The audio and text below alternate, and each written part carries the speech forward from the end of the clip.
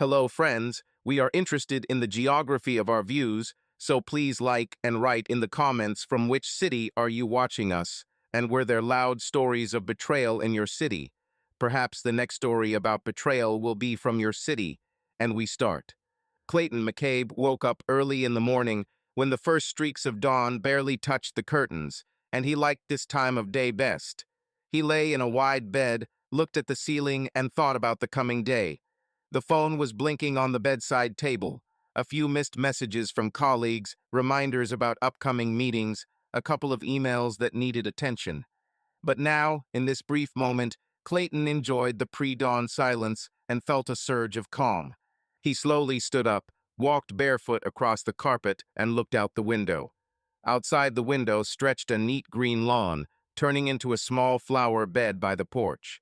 In the distance, a sleeping suburb could be seen neat houses, not so new, but still neat, with cool driveways and old oak trees along the side of the road. This was his territory, a calm, if slightly monotonous landscape, part of the American dream that Clayton had worked so hard to build in recent years. A rustling sound was heard below. Surely Melinda is already up and busy in the kitchen. Clayton loved how the house filled with the smells of coffee and freshly baked waffles in the morning. He knew that Melinda was trying to keep things cozy so that the children would wake up in a warm environment. They rarely talked about her difficult role as a housewife, but Clayton always appreciated that she kept family life under control. As he walked down the wooden stairs, he heard the coffee machine whirring in the kitchen. The daughter, Katie, was already sitting at the table, casually leafing through some book with bright pictures, and from time to time tapping her foot on the chair leg. The son, Brandon, dozed with his head resting on his crossed arms. "Hey, kids," Clayton called quietly, sitting down between them. "Dad, look," Katie cheered up. "We have a drawing competition at school today." "I drew a whole family of bears there." "That's great," Clayton smiled. "Mom said you've been preparing all week. I'm sure your drawing will create a sensation." Brandon raised his head and rubbed his eyes. "Dad, do you remember about my baseball game tomorrow? We'll go together, right?" "Of course, buddy," Clayton assured. "I won't miss a single game of yours." Melinda placed a plate of fluffy waffles topped with berries in front of each person. She made herself some coffee and, leaning on the countertop for a moment, smiled tiredly. "Good morning, Clay," she said quietly, immediately looking away. "Good," he responded, taking a sip of coffee. "Thank you for breakfast." On the outside, Melinda looked calm and collected, but something in her eyes sometimes made Clayton wary. It was as if the smile did not always reach the corners of her lips, and there was a coolness in the answer. He couldn't say exactly when it started, but sometimes he sensed that Melinda was mentally somewhere else, and her impeccable politeness was more a reflection of habit than genuine warmth. Nevertheless, their world looked complete. He had a strong foundation of business and good income. She had a house, children, and eternal busyness with family concerns. Maybe every relationship begins to cool a little over time, Clayton thought. He did not ask unnecessary questions so as not to provoke a conflict. Later that day, when Clayton returned from work early, the house was still cozy. Several frames with photographs were placed on the hallway wall: a wedding, Katie's birth, a trip to the lake with the whole family. In one of the photographs, he and Melinda, still young and radiant, cuddle up against each other against the backdrop of the ocean coast. The love captured in the photograph seems almost eternal. Clayton paused for a second, fondly remembering the day they went surfing. Melinda then laughed carefree and joyfully, her eyes shone with delight. "Everything is changing," he thought, and sighed quietly, putting his jacket in the closet. "Dad!" Brandon came running from the living room and grabbed his hand. "Mom bought me a new baseball glove. Let's go test it in the yard soon." "Great," Clayton laughed. "Let's go out now." "Where is your sister?" "Katie is in her room, drawing something. She asked not to be disturbed. He says he's making up a story about space bears." Brandon made a slightly mocking face, but there was kindness in his voice. Clayton changed into comfortable jeans and a t-shirt and took an old bat from the garage. So they played in the yard. The father threw the ball, trying to hit his son's new glove, and Brandon, smiling broadly, accepted the serve. Behind the windows of the house, the figure of Melinda flashed every now and then, looking out, checking if everything was in order. Sometimes she smiled, although from a distance it was almost imperceptible. After a short workout, washed and feeling pleasantly tired, Clayton sat down on the sofa in the living room. This whole picture a spacious room with a soft carpet, where there are toys, a cozy fireplace, and family photographs spoke of their orderly family life. The children were giggling and discussing something near the stairs, and Melinda was busy with bills and a shopping list for tomorrow. "Dear," she said a little tensely, looking up from the papers, "do you remember about the meeting with the lawyer? We need to register our new car, and we may need to sign some documents." Of course, Clayton realized that she was counting on a quick reaction and nodded. "I'll do this tomorrow after work. Nothing urgent. Well, not too much, but it's better not to put it off. We always keep everything under control, right?" He was a little embarrassed by her tone, but decided not to draw attention. Intuitively, I felt a slight coolness in Melinda's voice, but pushed away the unpleasant feeling. The children were frolicking nearby, and he didn't want to strain the situation at all. By dinner time, the McCabe family had gathered together again. Melinda placed a large bowl of salad, baked salmon, and fluffy mashed potatoes on the table. During the meal, they exchanged short jokes, familiar phrases about things at school and at work. At the same time, Clayton could not get rid of the thought that his wife had been looking at him for several months, now as if he were a stranger, as if through a translucent wall. But in the warm light of the lamps, surrounded by home comfort, this feeling seemed absurd and alien. When the children went to bed, Melinda began to clear the table, and Clayton offered to help her. "Let me wash the dishes." She smiled briefly gratefully, but still answered, "Thank you, no need. You can go up to Katie. She asked me to read to her before bed." Without insisting, he kissed his wife on the cheek and walked towards the stairs. His daughter was waiting for him in her pajamas, already wrapped in a duvet, holding her favorite toy llama under her arm. She asked to read a fairy tale about a princess and a dragon. Clayton sat down on the edge of the bed and began to read with expression, trying to give a warm intonation to his voice in order to distract himself from his own disturbing thoughts. Half an hour later, Katie was already snoring peacefully, and Clayton carefully covered her, dimming the nightlight. All that remained was to visit Brandon. He was texting with friends late into the night about the upcoming baseball match. Having wished him good night, Clayton quietly closed the door and went downstairs. Melinda was not in the kitchen. The dishes, however, were already neatly placed in the cabinets, and there wasn't a drop of water left in the sink. He saw that the light was on in the next room. Opening the door, he found his wife standing at the window with a phone in her hand. Melinda looked at the screen as if reading a message, and her face was unreadable. "Everything is fine?" Clayton asked carefully. "Yes," she answered, sighing nervously. "Nothing special. Your mother wrote and asked when we would come to visit. Sorry for not telling you right away." She put the phone in her pocket, and suddenly a hint of irritation crossed her lips. But at that very moment, Melinda put on a soft smile that seemed to say, "I'm fine, no questions needed." "Are you tired today?" he asked, coming closer. "Hard day?" "Yes, just a lot to do, and also these calls from school about the charity fair." She bit her lip for a second, and in general, well, you know how things happen. Clayton wanted to hug her, but felt how she involuntarily tensed as soon as he touched her shoulder. He immediately pulled his hand away so as not to create an awkward scene, but something skipped a beat inside, as if in front of him was not a close wife, but a man fenced off with a wall. All this lasted a split second, but left a strange aftertaste.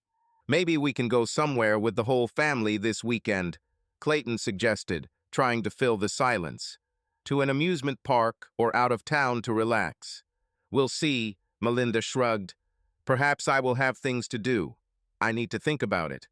Having finished the conversation, she walked past him into the corridor, carefully closing the door behind her. Clayton was left alone in the darkened room, with a bitter feeling that something was beginning to slip away from their usual life. In the framed photographs on the dresser, he and Melinda looked like such a happy couple. But now it was difficult for him to understand what had changed. Maybe it's just fatigue, or Melinda's inner experiences that she doesn't want to talk about. Clayton picked up one of the photographs, their wedding photo. The picture conveyed lively joy and a sincere promise to be together through thick and thin. He looked closely at Melinda's face in the photo. Before, she shone with light, which now seems to flare up less often. Everything is fine with me, he thought, trying to convince himself that there was no reason to worry. His company prospered, his accounts were regularly replenished, his children grew up healthy, they had a comfortable home, and Melinda used to seem content. Somewhere in the depths of my soul, however, a vague anxiety crept in. As Clayton finally made his way upstairs, he thought that tomorrow would be a new day, and the little misunderstandings might dissolve. He will lie down next to Melinda, feel the warmth of her body under the covers, hug her, and explain that he loves her, that he cares about her. They will again find common topics of conversation and discuss plans for the future. That's how it should have been, at least in his mind. Clayton was used to starting his workday with a confident stride. He was always the first to arrive at the office, drank strong black coffee, and checked email to keep things under control. His company, which supplies and installs domestic appliances, has been a stable business for many years with regular customers and strong contacts in the market. But over the past few months, things haven't gone according to plan. As Clayton walked into his spacious, neatly appointed office space, he felt tension hanging in the air. The secretary, usually a smiling woman, did not even look up when she heard his greeting. She looked down guiltily, as if she knew in advance what bad news was coming to him. Behind the closed door of Clayton's office, 3 people were already waiting: his financial advisor, lawyer, and longtime companion. Everyone looked gloomy. On the table in front of them lay printouts full of alarming numbers and graphs. Clayton stopped on the threshold and, trying to remain calm, asked, "Well, tell me, what are the chances?" The financial advisor sighed heavily and began to explain the recent market fluctuations, slowing demand, and problems with creditors. Every word sounded louder and harsher in the silence of the office. Finally, it all came down to a short but terrible verdict. "We don't see a way to stay afloat in the current situation. Unless there is a large injection of capital right now, the company will file for bankruptcy." The lawyer offered several options, from the accelerated sale of remaining equipment to the closure of individual branches. Clayton listened, rubbing his temples. An acute feeling of shame and horror flared up inside. He had always been the one who confidently steered the ship of his life, and now suddenly he found himself on the edge of the abyss. "What will happen to the employees?" he asked barely audibly. "Most likely, we will have to reduce staff," the lawyer answered thoughtfully. "We have no other choice." Clayton understood that people who had trusted him for years would now find themselves without jobs, and he is without the business that he created from scratch. My hands were shaking, and there was a lump in my throat. But something had to be decided. There was no time left for long thoughts. "Let's prepare the documents," he finally squeezed out. "I want to hear all the details of the bankruptcy process."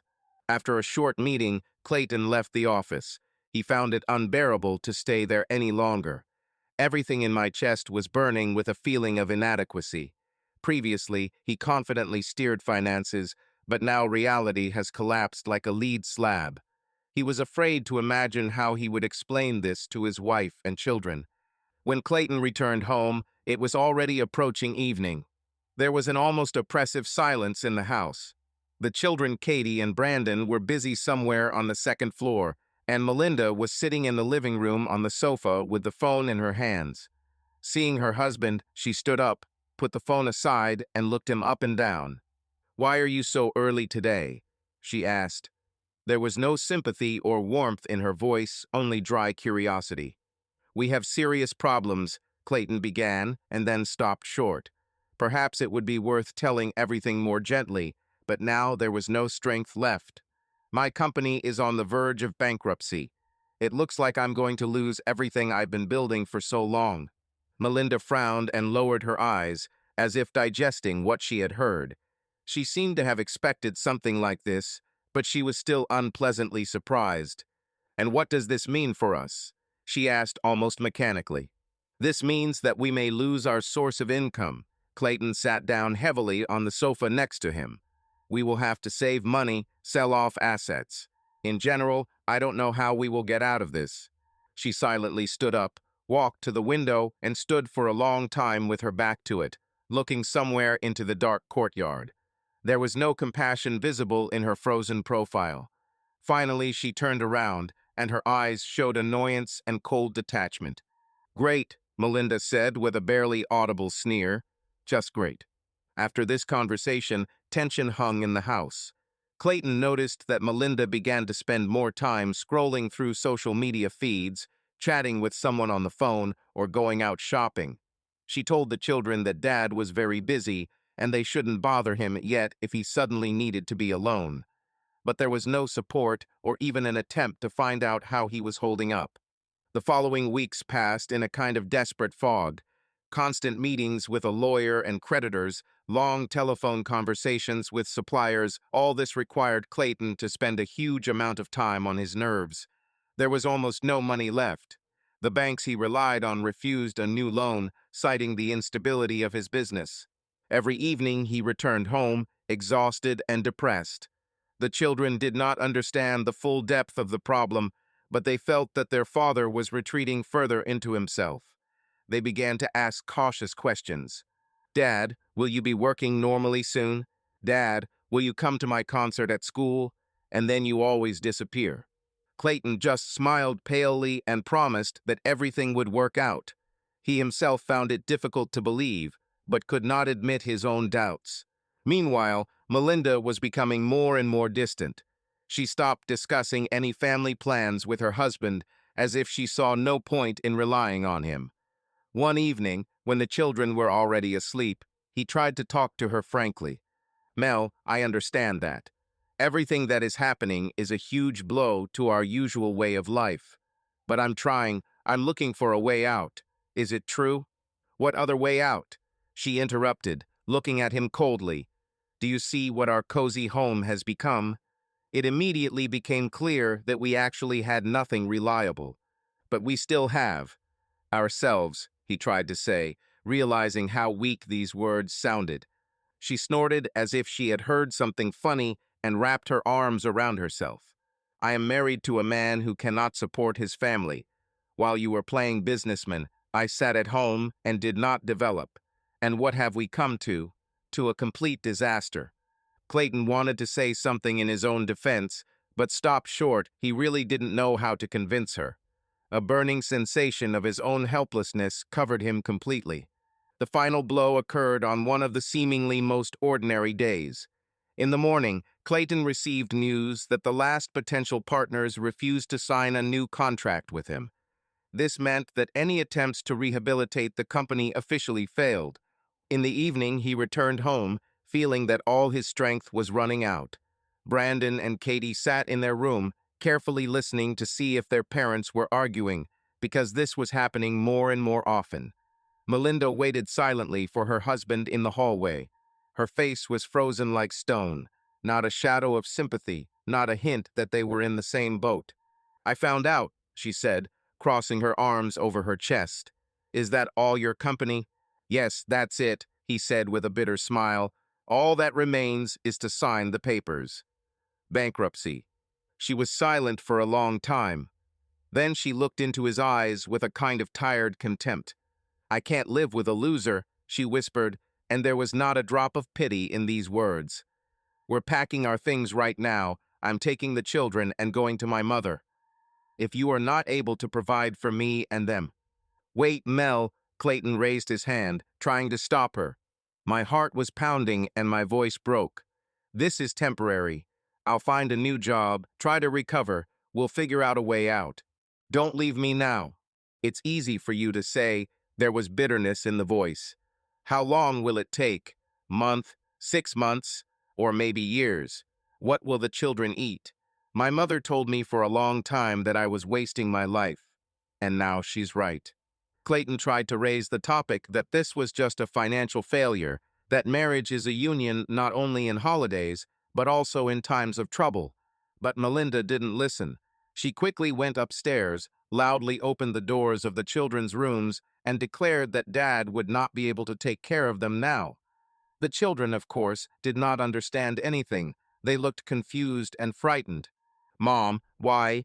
Katie asked quietly, looking first at her father and then at her mother. "We won't live here anymore." "No, honey," Melinda snapped. "You, Brandon, and I will move in with Grandma. Dad," she smiled wryly, "is now busy with his problems." It didn't take long to collect things. Melinda already had some things packed in bags, as if she had prepared for this decision in advance.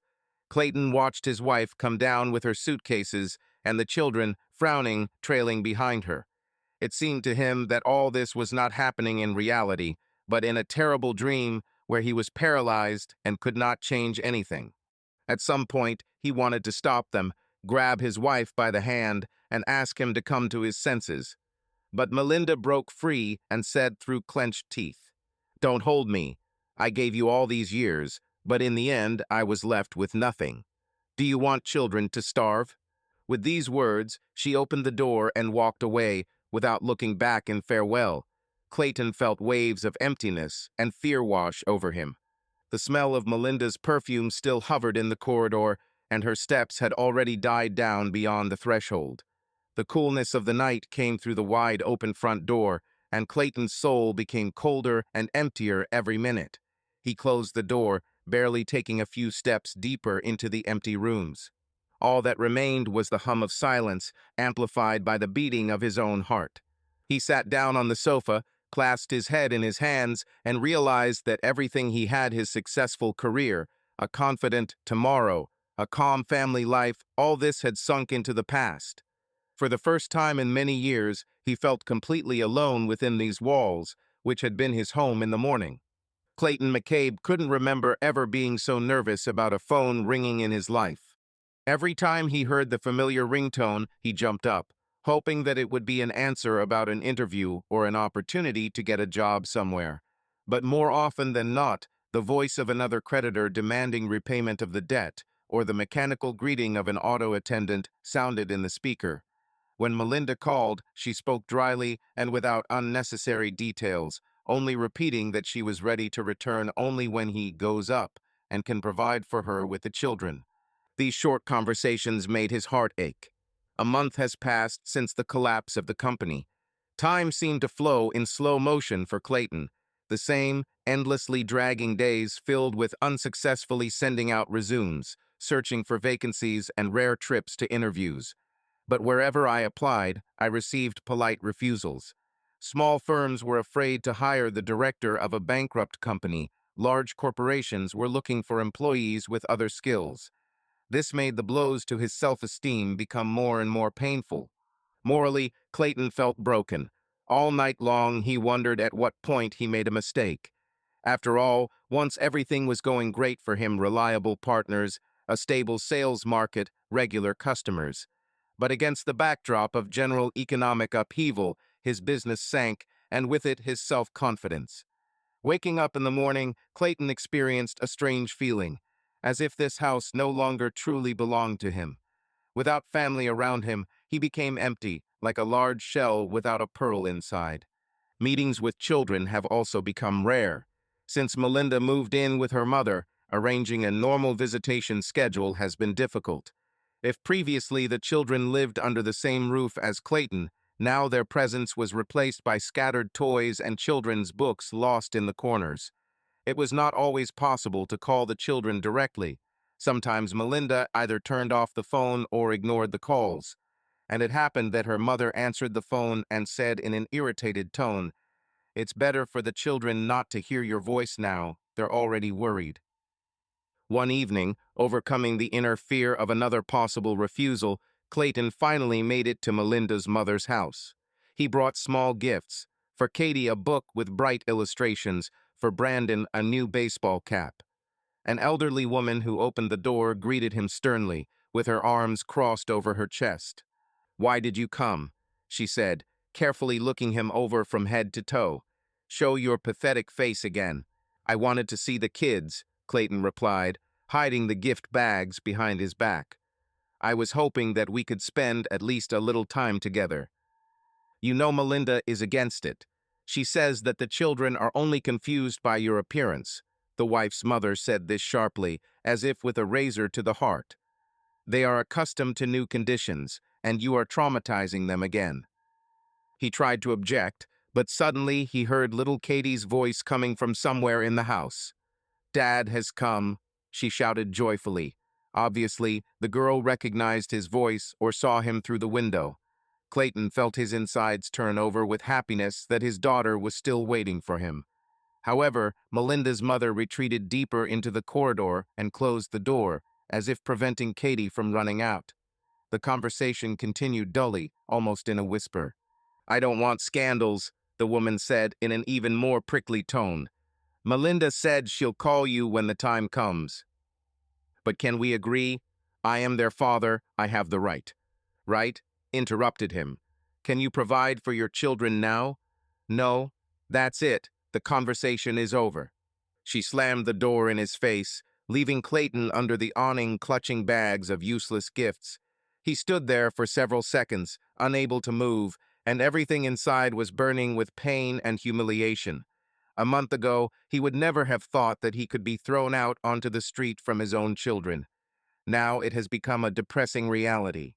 Clayton had already begun to slowly get used to loneliness in an empty house when, one dreary evening, he received an unexpected call. Melinda's mother called.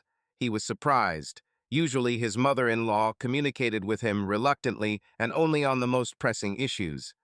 Picking up the phone, Clayton heard a dry greeting and then an irritated remark. Come tomorrow morning, we need to talk. But don't delay, I don't have much time. He realized that he would have to meet, although he felt in his gut that there would be no good news. The next morning, upset and nervous, Clayton got behind the wheel and drove to the house where Melinda and the children now lived. He already knew the road by heart, but each time it seemed longer and harder to him. Along the way, I couldn't get out of my head a vague, anxious premonition. Why did my mother-in-law suddenly decide to talk? When Clayton got out of the car, there was no one in the yard. Only the creaking weather vane on the roof of the old barn grumbled, and through the narrow cracks in the thick curtains, one could see the shadows flickering inside the house. He knocked hesitantly. The mother-in-law opened the door without much ceremony and looked behind him, as if checking to see if he had come with someone else. Come in, she nodded and stepped aside. It was cool inside, as if the room had not been heated for a long time. The smell of old furniture, faded wallpaper, the persistent aroma of mint tea, this house always seemed foreign to Clayton. He entered the living room and noticed that the children's toys were scattered everywhere. In the corner stood Katie's lonely dollhouse with the windows open and Brandon's baseball gloves on the table. Where is Melinda? He asked quietly, casually looking around in search of the children. She came out, came the short answer. Your children are at school and will come home soon, but you have no need to see them. I didn't call you because of them.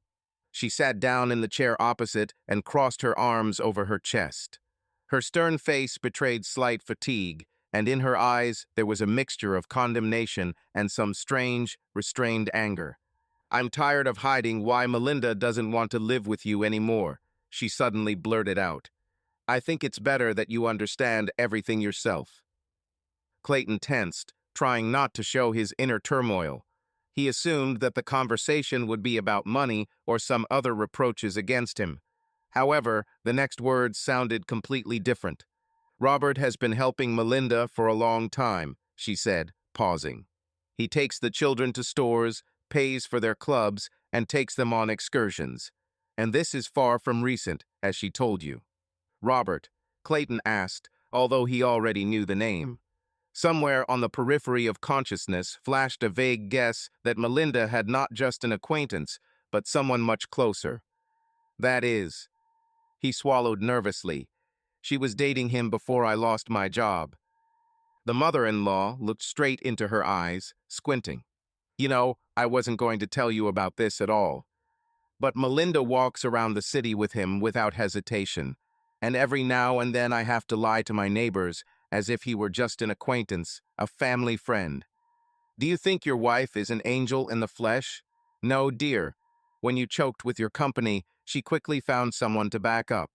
And even before the crisis, they apparently already had some common affairs.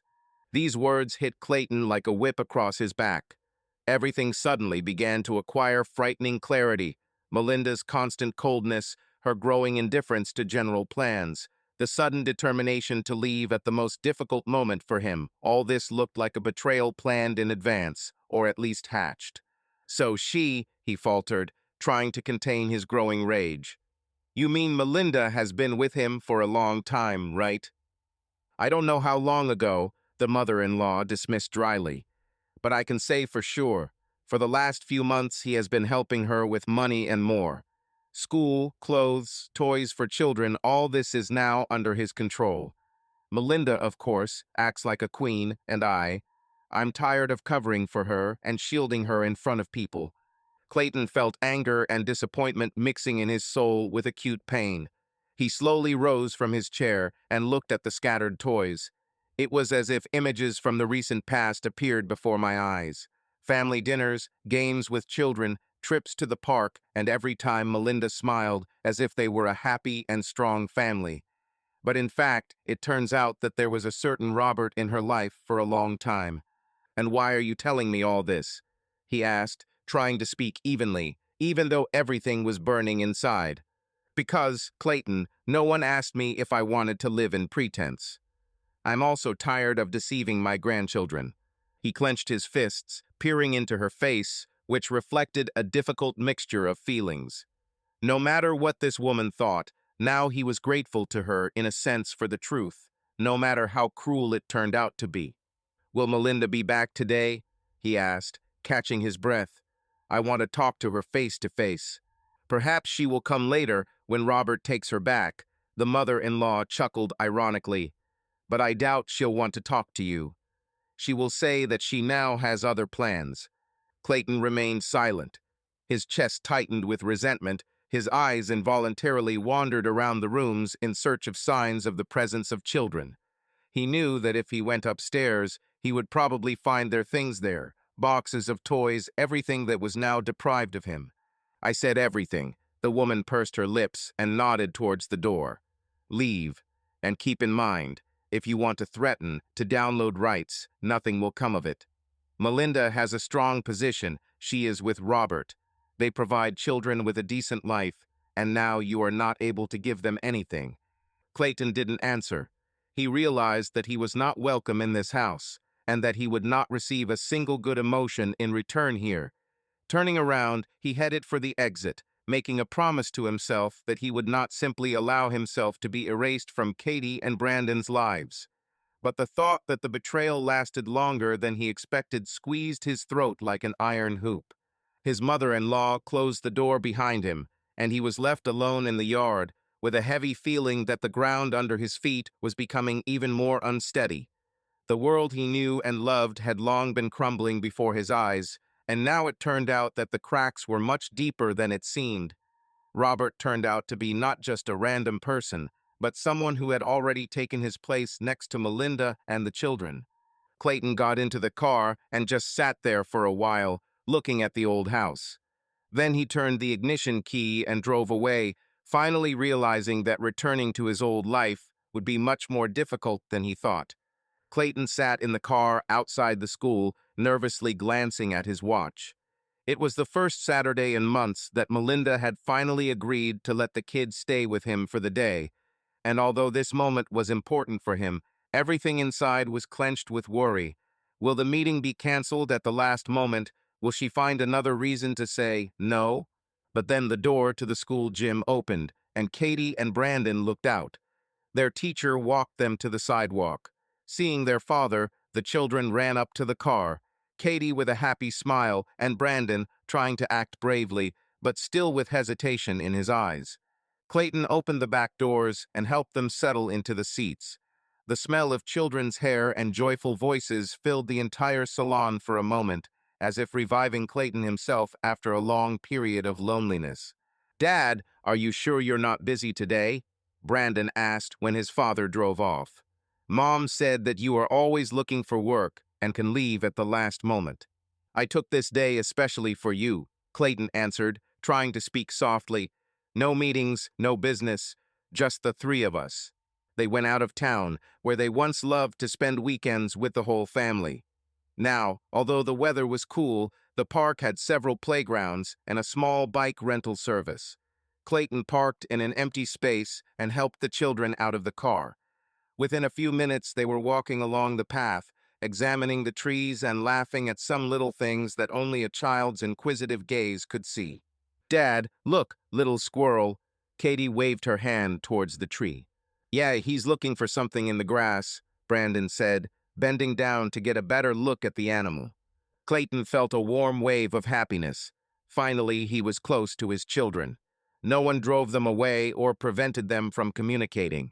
He promised himself that he would try not to ruin the day by talking about problems with Melinda, but deep down he knew that the guys probably noticed the changes and would want to share what was happening in their home.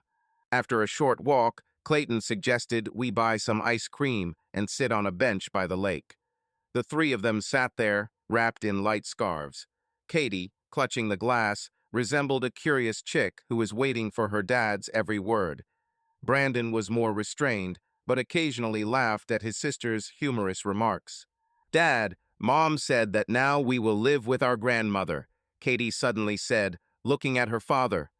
We won't stay there forever, right? I don't know, baby, Clayton sighed, trying not to show his own sadness. I am trying to solve all the problems. The children looked at each other. Brandon suddenly lowered his eyes and remarked gloomily, and Uncle Robert often says that Katie and I can stay with Grandma until Daddy sorts out his affairs. He generally likes to say this, until your dad gets back on his feet. Clayton felt an ache in his chest from this Uncle Robert. He did not yet want to sort things out with the children in a raised voice and tried to control himself, but he could not calm the bitter lump in his throat. Uncle Robert. He repeated slowly, as if tasting the words. How long have you known him? Katie nodded, looking at her brother and returning to the conversation. Well, he came to us for a long time when you were at work. Mom said that he was just a friend. Then one day he had dinner with us. I didn't yet understand that this was strange, because we were still waiting for you for dinner then. Brandon frowned and added, he seemed to start coming in more often when problems started in your company, but we thought that Mom just asked him to help. Back then you were always at the office and came home late. Clayton listened to these confessions, and conflicting feelings rose within him. On the one hand, it is bitter to realize that Melinda was already letting Robert into their house. On the other hand, the children are not to blame for her actions. They simply described what they saw. And now Clayton understood. Melinda was looking for an opportune moment, a reason to leave with the least possible consequences for herself. When everything collapsed, it didn't cost her anything to declare Clayton a loser and move away without remorse. Mom often goes shopping with him, Katie said, sipping the melted ice cream. He says that he knows where we can buy things for us cheaper. And Brandon once asked why she wasn't waiting for you to go to the store together, but Mom waved her off. Brandon nodded sheepishly. Apparently, it was painful for him to remember that conversation. Clayton hugged the children tenderly, trying to hide his emotions from them so that they would not feel his deep disappointment. I'm glad you're with me today, he said quietly, looking at the transparent surface of the lake. I'll try to have more days like this. I promise. The children huddled close to him, and a warm silence reigned for several minutes. Clayton recalled how once such weekends were familiar and joyful, how they went on picnics with the whole family, he, Melinda, Katie, and Brandon. Then Melinda looked at him with loving eyes, laughed at jokes, and sincerely rejoiced at their time together. Now its place was taken only by the cold wind and emptiness. On the way back, Clayton took the children to his home so that they could stay there for a little while and play in their familiar rooms. Everything in the living room was just as they had left it many weeks ago. A little dust had accumulated in the corners, but the toys, books, and photographs on the shelves remained in their places. Katie and Brandon rushed to their old dolls, construction sets, and cars, happily going through them. He watched them run around the house, laugh, and catch up with each other, and in his soul there was a desperate desire to return these short minutes forever. But he knew that at the end of the day he would have to return them to his grandmother and be alone again.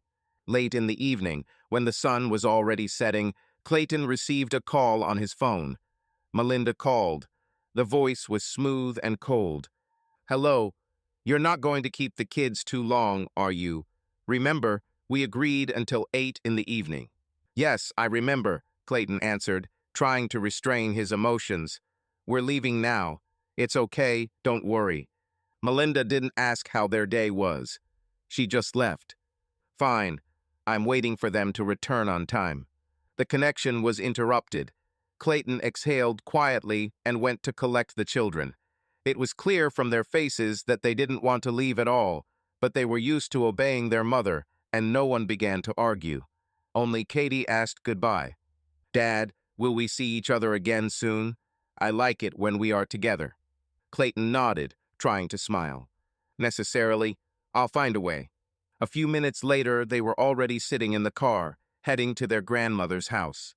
The road seemed to stretch on endlessly, and Clayton kept thinking that now all doubts had been dispelled. Melinda had indeed allowed Robert to be a part of their family life for a long time. Her departure turned out to be not so much forced due to financial problems as pre-planned, and she had a ready person to whom she shifted Clayton's responsibilities.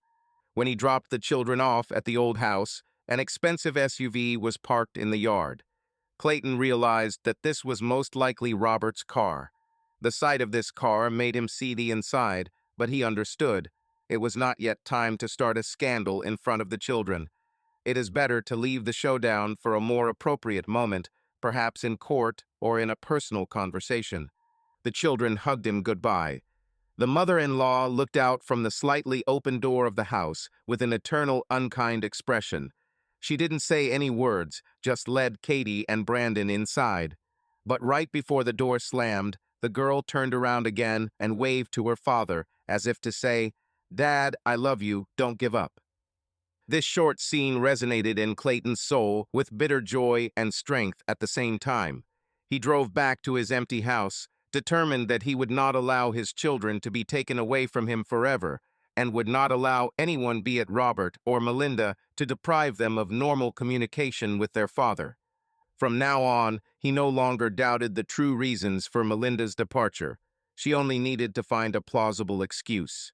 Now, when the truth was revealed, there was only one thing left to do to fight to the end in order to return stability to the children's lives and protect them from new dramas, of which they already suffered too much.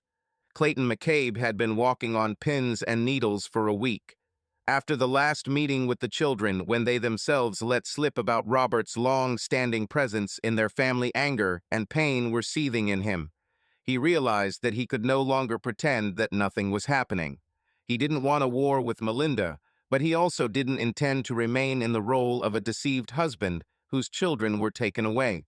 That evening, when all the facts came together, Clayton arrived at his mother-in-law's house without warning. Just the sight of an expensive car that belonged to Robert parked in the yard made him boil inside. For a long time he sat behind the wheel, trying to calm his racing heart, but every time he looked at this car, he remembered how this man had been in his house, talking with his children at dinner, while Clayton tried to keep the company afloat until late at night. Finally, he got out of the car and knocked on the door. There was no answer. All that was heard was muffled laughter from the depths of the house. His heart sank with resentment. How easily she, the wife he loved, forgot about him. How quickly she rewrote his role for someone else's benefit. I had to knock again, more insistently. They were fussing behind the door. A moment later, the door opened slightly. It was his mother-in-law, the same unfriendly woman who almost always greeted him with hostility. "You again?" she said coldly. "Melinda isn't waiting for you. Why did you come?" Clayton did not move, trying not to lose his composure. "I want to talk to Melinda, and I won't tolerate any more excuses," he said, feeling everything boiling inside. The mother-in-law sighed, but apparently noticing the firmness in his voice, reluctantly stepped aside. She pointed towards the living room. "She's there with Robert," the woman said.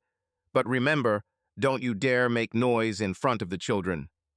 Clayton nodded silently and walked inside. The house seemed even cramped and gloomier to him than usual. In the living room, Melinda and Robert were sitting at a table, a fit, well-dressed man of about 40 with a self-confident smile on his face. Seeing that it was Clayton, Robert's smile faded and Melinda raised an eyebrow, clearly unhappy with his visit. "What do you need?" she asked in a hoarse, cool voice. Clayton's heart was pounding so hard that he seemed to hear every beat. But he could not leave or soften the conversation. Everything that happened in his family required an explanation. "I want answers," he said, trying to remain calm. "You betrayed me, Melinda. Cheated on me behind my back while I worked to provide for you and the children." Robert tensed, but didn't say anything, just leaned back a little. Melinda turned pale, but still maintained the appearance of cold equanimity. "How loudly said," she muttered. "Do you think I enjoyed living with a man who was always lost in his office, and in the end led his family into a financial hole? I'm tired, Clayton. I need a man who can give me and my children stability." "Need a man?" Clayton couldn't help but smile bitterly. "So you were looking for someone else in advance, and were just waiting for the moment when I stumbled in order to shift all the blame onto me. Isn't that right?" She shook her head, showing that the conversation was annoying her. "Don't make a scene, please. This is exactly what you came for, right? Play the role of an unfortunate, deceived husband. But you forgot to add that you yourself failed your company and were unable to save at least some kind of future for the family." Clayton felt rage boiling inside him. Melinda was turning everything around as if it was entirely his fault, and she had no responsibility. He clenched his fists and took a step forward, looking her straight in the eyes. "Admit at once, you lied to me. The children themselves said that Uncle Robert had been visiting our house for a long time. And you thought I was so blind that I would never notice?" Melinda looked like she was about to explode in response, but instead she simply covered her eyes with her palm and answered with a sigh. "Everything that happened is no longer important. The main thing is that my children and I now have a future. And you." She retreated to the window, casting a tired, contemptuous look at Clayton. "You have nothing. No company, no money, not even the ability to properly support a family. I'm filing for divorce." The words hung in the air like a heavy slab. Clayton knew that everything was going that way, but hearing this phrase in person was something else. He turned pale, gritting his teeth. Robert lazily ran his hand through his hair, still remaining silent. He seemed quite content to be a spectator in this drama. "Robert and I are going to move to another country," Melinda continued without a shadow of doubt. "There will be better conditions for us and the children. He has already agreed on a possible job. And of course, there they won't have to live next to their father, who is incapable of anything." Clayton's insides collapsed. An image loomed in his mind of Katie and Brandon being taken overseas or somewhere far away, where he would not be able to see them for months or even years. This thought made his heart clench sharply. "You can't take my children and leave without my permission," he said, trying to keep his voice from shaking. "I will never allow this to happen. What will you do?" Melinda pushed her dark curls off her shoulders, and there was an almost mocking mockery in her voice. "Without a job, without connections, with debts. With what resource will you challenge my decision? Court. You don't have money for a good lawyer. And Robert has it, you can be sure." Clayton clenched his fists. He felt trapped. Melinda was pressing on what hurt most, his financial insolvency and lack of support. But a strength rose within him, born of desperation and the desire to protect his children. "I will not allow my right to be their father to be deprived of me," he said, lowering his voice almost to a whisper. "You better be sure that I will go to the end." He cast a quick glance at Robert, who all this time sat as if on a throne and only coldly watched the scene. No excuses, no embarrassed aversions, just the confident look of a man who believes he has already won.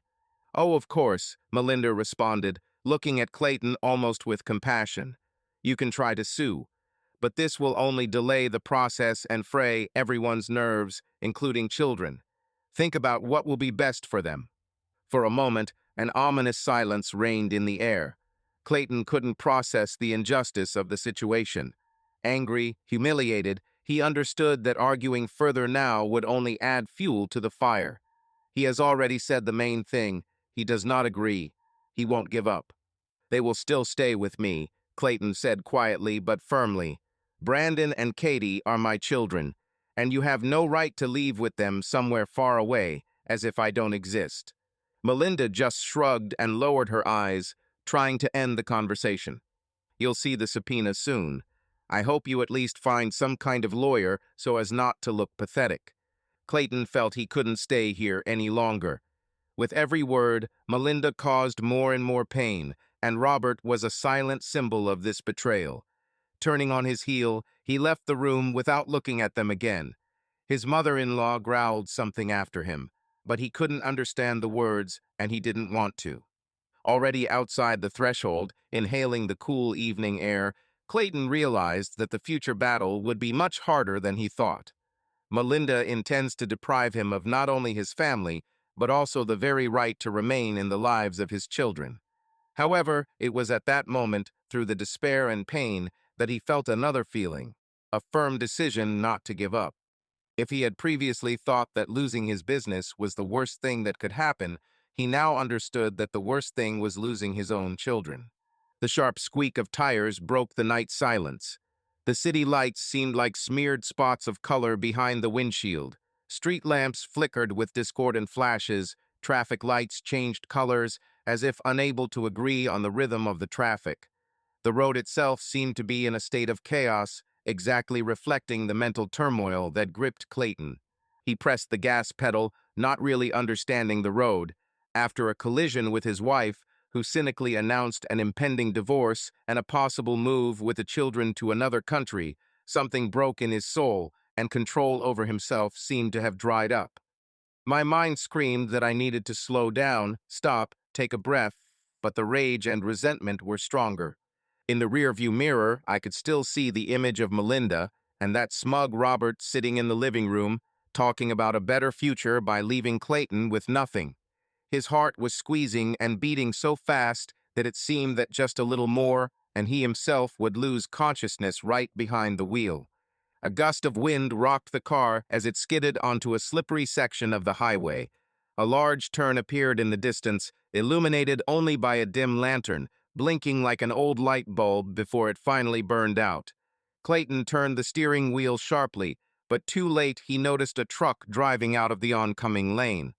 Before he even had time to curse, a loud bang was heard, and everything was plunged into darkness. He woke up to the unpleasant smell of medicine and a piercing light hitting him right in the face. I opened my eyes with difficulty. Everything was floating around, as if in a dream. The vague outlines of white walls, medical equipment, and someone's shadows flashed in front of him. Turning his head slightly, he felt a sharp pain, as if someone had pressed his head to the pillow with a heavy weight. "Careful, don't move so suddenly," he heard a soft female voice. The voice sounded calm and soothing, as if it belonged to a person accustomed to helping the wounded. Clayton closed his eyes and slowly raised his eyelids again, trying to focus his vision. Now he could make out a thin but friendly woman in a medical suit in front of him. Her name badge read, Abigail Reyes. Seeing that the patient had come to his senses, she smiled in that smile. There was a whole ocean of care and participation. "My name is Abby. I'm the nurse here. How are you feeling?" she asked in a quiet voice, leaning closer so as not to make him tense. With every word, fragments of recent events began to emerge in his memory. A disagreement with Melinda, terrible anger, a night road, a truck. Clayton coughed, not finding the strength to answer right away. It seemed that my lungs also hurt with every breath. "My head is pounding," he finally croaked, blinking from the bright hospital light. "What? What's wrong with me?" Abby shook her head, checking the instruments. "You were in a serious accident," she said. "You are now in the city hospital. You have a concussion and several bruises, but most importantly, nothing critically dangerous. An observation course is underway to rule out internal damage. Clayton closed his eyes, trying to digest her words. That means he didn't die, that's good. However, thoughts about family immediately popped into my head. He wanted to grab the phone to see if Melinda had called, but he didn't even know where his things were now. Abby noticed how he began to restlessly fumble with his hand on the sheet, and she placed her palm on top of his hand to calm him down. Your phone number is with the doctor somewhere, she explained. I'll tell you to return it to you. For now, focus on relaxing. We need to recover. Her eyes were serious, full of participation. Clayton felt that he was not used to such sincere attention lately.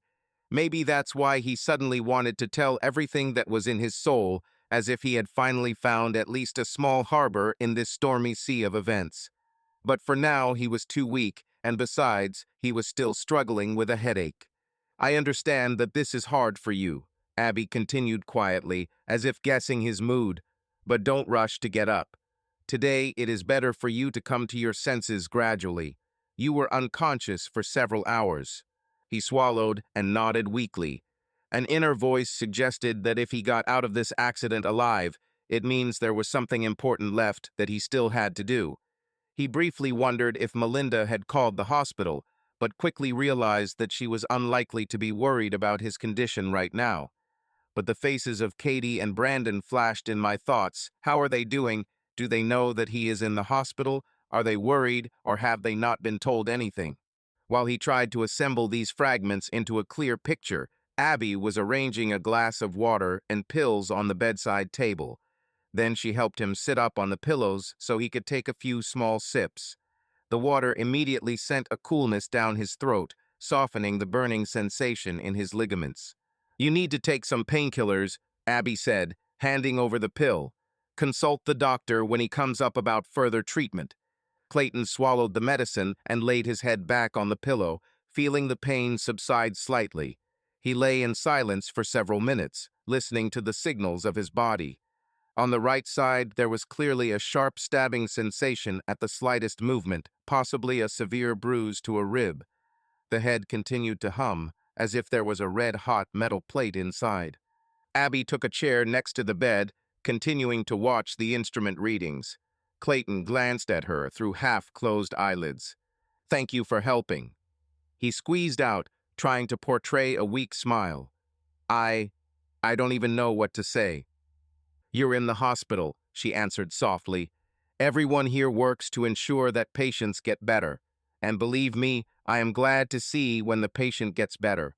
Something in her voice, in the way she pronounced the words, reminded Clayton of those times when his life seemed clear and understandable, and in his relationship with Melinda, everything was sincere and warm. He had almost forgotten what it was like to feel someone's truly benevolent presence. But now he didn't dare to reveal his sorrows, fearing that the nurse would consider it an ordinary emotional outburst after an accident. It's good that you woke up conscious and are speaking more or less clearly, Abby continued. Dr. Douglas, who examined you, was just worried about a strong blow to his head. It will be necessary to do another scan later to be completely sure that there are no internal hematomas. Clayton nodded again, feeling that some details of the accident's history were already beginning to be hidden in the fog. A conversation with Melinda, a strong feeling of anger, a blinding night, a truck, and emptiness. But the thought that he did not die was warming, if only because now he had a chance to recover and continue the fight for the children. Trying to drown out his inner feelings, he turned his gaze to the window. Behind the glass, he could see the gray walls of the neighboring hospital building. The day was drizzling with light rain, transparent drops rolled down on the windowsill. In this monotonous patter of rain, he suddenly felt something calming, as if nature itself was trying to help him calm down. If you need anything, the call button is at your fingertips, Abby reminded, pointing to the white remote control attached to the edge of the bed. I'll stop by a little later and see how you are. Rest. Okay, he whispered and felt his eyes getting heavy from fatigue and painkillers. Before he fell asleep, he had time to think. Perhaps this meeting with the nurse was his first tiny ray of light after all the horror in which he had been stewing for the last weeks. He suddenly realized that there was no point in falling into despair. He had a goal. He had something to fight for, and now even fate was giving him a chance to start all over again. You just need to gain strength, get out of the hospital bed, and regain what is most precious to you, the opportunity to remain a father to your children and a person capable of loving and living on. With each day of his stay in the hospital, the pain and weakness slowly subsided, and they were replaced by a feeling of a quiet but persistent desire to live on. In order not to go crazy from endless thoughts about what had happened, Clayton often looked out the window, watched life outside the room, listened to the quiet sounds of the corridor, where nurses and doctors scurried about. But most of all, Abby was on his mind. She came into the room several times a day, at first formally to check the indicators and help with procedures. But pretty soon the visits became a little more personal. The nurse would bring a cup of tea, ask how you slept, and sometimes sit next to you, asking simple but lively questions. What is bothering you most? What would you like to do when you leave? There was genuine concern and sincere interest in her voice, completely different from routine politeness. Clayton noticed how Abby smiled when she met him, not so much out of duty, but from the heart. At first, he awkwardly responded in kind, but soon found himself impatiently awaiting the sound of her footsteps outside the door. When she softly opened the door and said, "Hello, how are you feeling today?" a little more warmth appeared in his chest than before. One evening, when the shift turned out to be especially calm, she came to him after her rounds, quietly closed the door behind her, and sat down on the chair next to him. On the table by the bed, there was a familiar glass of water, and next to it was a glossy booklet with information about rehabilitation. Abby offered to help reread the recommendations, but Clayton, realizing that he needed a conversation rather than dry instructions, suddenly put the booklet down and spoke. "You know, Abby, I think I'm completely lost. I never thought that I would be lying in the hospital, having lost my business, and at the same time my wife and children." He didn't plan to dump his whole story on her, but at that moment it seemed to burst. Perhaps it was fatigue from constant loneliness that set in. Perhaps her calmness made him feel safe. And so he began to talk first about a successful business that unexpectedly went down, then about how Melinda suddenly declared him a loser and left, taking the children, and finally about a betrayal that turned out to be much older than he thought. And so, all this exhausted me so much, Clayton admitted, lowering his head slightly. The night I had the accident, I was so angry that I didn't notice the turn. Part of me now regrets that I acted so recklessly, and another is elated that I survived. After all, I still have children, and I can't just lose them. Abby remained silent, letting him speak. She looked at him with warm eyes full of empathy. When he fell silent, exhausted by his own confessions, she said quietly, "Sometimes we find ourselves in the deepest darkness to find our true light. I'm sorry that everything turned out this way in your life, but you were able to get out of the accident alive, and this is a huge chance. A chance to change something." Clayton sighed, as if he was having difficulty chewing her words. There was something reassuring about them, although earlier, before all these trials, he might have dismissed such phrases, calling them empty motivation. But now, when even a sliver of hope was precious, he nodded gratefully. "You talk about this so confidently." He muttered, "I understand that this is probably a common practice for you to support patients, but something tells me you have your own reasons for believing in people so much." "Perhaps," Abby smiled. "Once upon a time, while still a student, I cared for a patient in a hospice. He said that the worst thing for a person is to feel as if he has no continuation and there is no one who believes in him. Since then, I decided, if someone on my shifts needs a word of encouragement, I will do everything to make them feel that there is hope." Clayton looked at her calm face and noticed small facial wrinkles near her eyes, light smile lines on her lips. It wasn't the office smile he'd seen for so many years with his partners, and it wasn't the forced favor that Melinda often used when she was secretly annoyed. This smile beamed with a sincere desire to help. Thank you, he said quietly, looking away to the window. I understand that you are right. I really have a chance. It's not just about getting the kids back, it's about proving to myself that I'm not broken. If I run around like this in anger and self-pity, I will really lose them. He closed his eyes as if contemplating his next steps. Previously, thoughts about the trial, about a possible fight for custody, about the need to find a new job made him panic. But now, listening to Abby's calm voice, he suddenly felt a surge of inner strength. I'll have to find a lawyer, he said thoughtfully. Try again to get back on your feet financially, even if it's just at some temporary job. The main thing is not to give up. Yes, I don't know how exactly everything will work out, but if you give up now. Abby covered his hand supportively with hers. Exactly. The first step is important, and then the road will open. And try to stay honest with yourself. You yourself said that you are ready to fight for your children, which means you have enough love and determination inside you. One of the junior nurses came into the room to call Abby for a quick consultation on another patient. She stood up, straightened her robe, and looked at Clayton with a soft smile.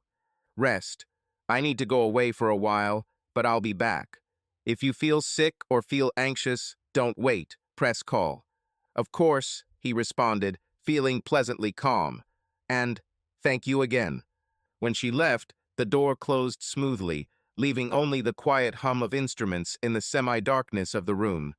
For the first time in many months, Clayton felt in his soul not just anger, fear, or the pain of loss, but something more creative. It was as if he saw a weak, but still noticeable ray of light in his oppressive darkness. And if earlier it seemed to him that he was left completely alone, now a person appeared in his life who was ready to share part of this burden and not condemn him for past mistakes. Lying in his hospital bed, he looked at the ceiling and felt determination awaken within him. Somewhere on the other side of town, Melinda and Robert were making plans to take their children abroad and cut him out of their lives. A few days before his discharge, he arranged a meeting with the manager of the bank where his bankrupt company was once serviced. The negotiations were not easy. After the fiasco of the company, confidence in his financial plans noticeably weakened. Nevertheless, Clayton managed to get a modest loan, not fantastic terms, but enough to at least start a new chapter. He had to pledge part of the remaining property and give personal guarantees, and most importantly, he honestly explained to the manager that he was going to start a new activity from scratch. First of all, he decided to change his field of work. Ambitions to restore your business were still simmering inside, but at that time it was clear. You need to start anew, from the very bottom, having accumulated experience and resources in a more reliable format. One friend, with whom Clayton crossed paths through old contacts, offered a vacancy in a modest construction company, an auxiliary worker with the prospect of promotion to a foreman.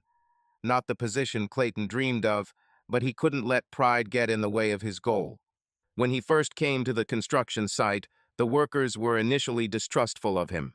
Clayton did not hide the fact that he spent many years in the office and handled tools for the most part only in everyday life.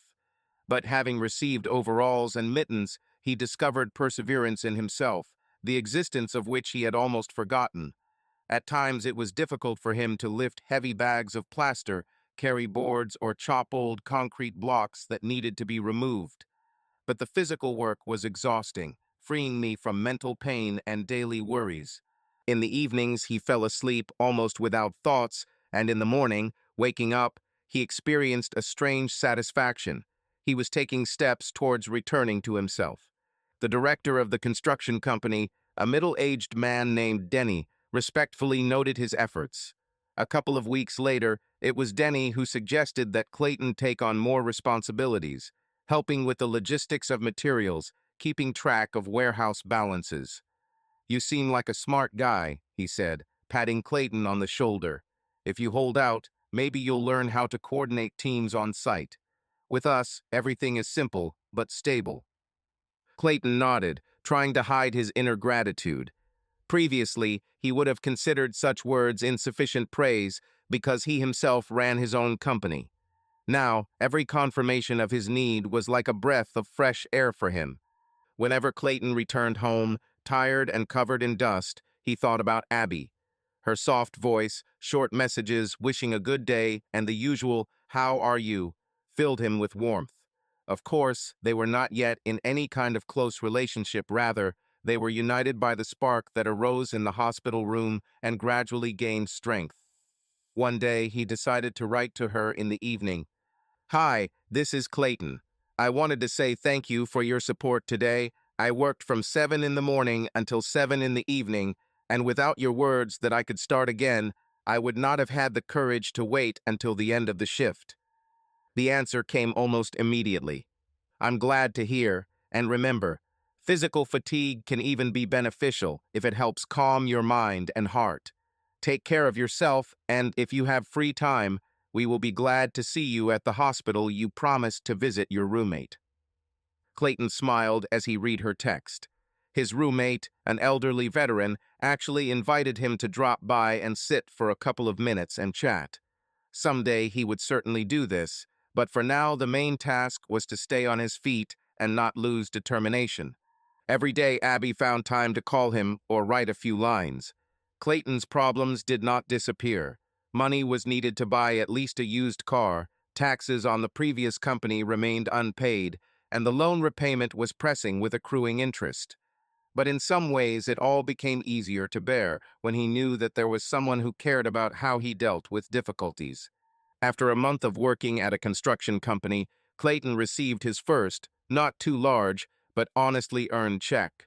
He immediately set aside some of the money for legal expenses and used some to pay off interest on the loan. There was not much money left, but still more than he had in the last 6 months. Without celebrating too much, he just decided to allow himself to order normal food for the evening and at the same time invited Abby to join. She agreed, and they met in a small cafe with a simple interior, a few tables and a menu without any frills, but with home comfort.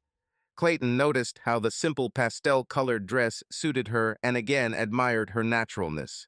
The conversation was easy. They discussed everyday work, funny incidents, her patients, and his work tasks. But at some point, Abby asked about children, and Clayton's face darkened. "We still don't have any peace agreements with Melinda," he admitted, turning the glass of drink in his hands. "There's a month left before the trial, and she insists that she wants to take them to another country. Robert, understandably, supports her. I am trying to find out through a lawyer whether it is possible to impose a ban on the removal of children, but I need a number of other documents, and financial guarantees too." Abby listened, leaning forward slightly. It was clear from her eyes that she empathized with every detail. "And yet you didn't give up, right?" she clarified. "If I had given up, I wouldn't have invested time and effort into work again. I wouldn't have looked for a lawyer." "I didn't give up," Clayton confirmed. "Sometimes it seems that nothing is changing around, but I see. Every week, every working day, every little step I take for the sake of the children. I just have to try to give them a stable life and a relationship with their father." Abby smiled and touched his hand. "I believe that you will succeed. Of course, it won't be easy, but you move forward, that's the main thing." Clayton felt an unexpected wave of gratitude for having someone who accepted him with his shortcomings and did not blame him for his past. Melinda had once seemed just as supportive to him, perhaps even more so. But now everything is different, and the emptiness has been replaced by a living feeling that he is not alone in all this chaos. Changes were not long in coming at the construction site either. Denny, seeing how quickly Clayton picked up new skills, offered him not only to help with purchases, but also to conduct small negotiations with suppliers. He was able to communicate without unnecessary emotions and achieve discounts, because in the past Clayton had built relationships with partners for many years and understood the value of concessions. At first, the workers behind his back called him a white-collar worker who decided to play bricklayer, but after seeing his efforts, the attitude changed. Colleagues began to listen to his advice, and the senior foreman, who initially treated him coolly, appreciated his ability to quickly solve problems on site. Clayton felt that he was gaining at least a little firmness under his feet. The loan was barely enough to pay off part of the debts, but at least he had some movement forward. At the same time, he maintained contact with a lawyer who was willing to represent him in court regarding child custody issues. True, the services were expensive, and Clayton had to negotiate installments. He knew he had to gather enough evidence of his financial stability for the court to side with him, or at least recognize his right to joint custody. Abby became the person with whom he could share both joys and worries. Sometimes they called each other late in the evenings, when her shift was over, and he was already collapsing from fatigue.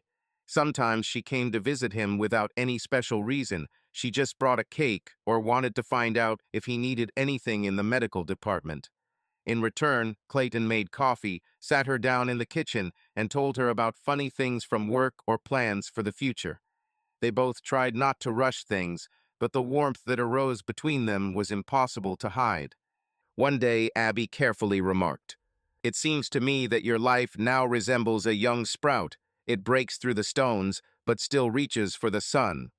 And you are no longer the same person who came to our intensive care unit in an ambulance." Clayton smiled as he imagined the metaphor in his mind. "You know," he said, "I still haven't fully understood how far I can go. But I know one thing for sure. I don't want to betray myself again by admitting defeat. I have children. I have to hold out for them." The 20 minutes before the meeting with the lawyer was painfully long for Clayton. He sat on a hard chair in the reception area of a small law office and clutched a thin folder with documents in his hands.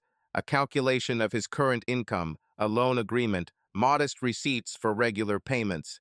The information he collected did not look very impressive, but he hoped that an experienced lawyer would be able to use it wisely. When the secretary invited him into the office, Clayton stood up and straightened his back with effort. Over the past months, he worked tirelessly. He got up at dawn, went to the construction site, where now he not only carried bricks, but also partially kept records of materials and helped with documentation, all in order to at least slightly strengthen his financial position and show the court that he is capable of providing for his children. The lawyer turned out to be a short woman of about 40, with curly brown hair and a confident look. The sign on her desk read, "Laurel Butler." Clayton spent weeks looking for recommendations, and many praised her for her persistence and ability to strategize in family matters. As soon as he entered the office, Laurel smiled politely and invited him to sit down. "Tell me," she began, while Clayton took papers out of the folder. "We will discuss your situation and determine what resources and arguments we have." Briefly, essentially, he described everything.